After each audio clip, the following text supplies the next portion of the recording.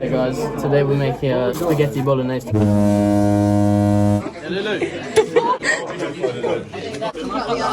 What are you doing today, Mia? I'm cutting my vegetables. Onion. Two knives.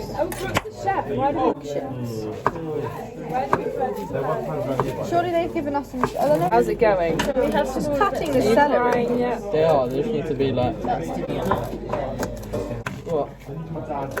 That's cool. I don't want an apron. The celery and the onion, you cretin. Whoa! Right, is that any, can we have some oil? This isn't cooking. No, we're adding the veggies now.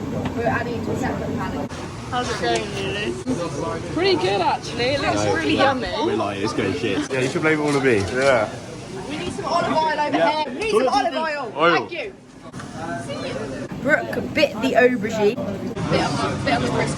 How's it going? Yeah, it's really simple. It was al dente.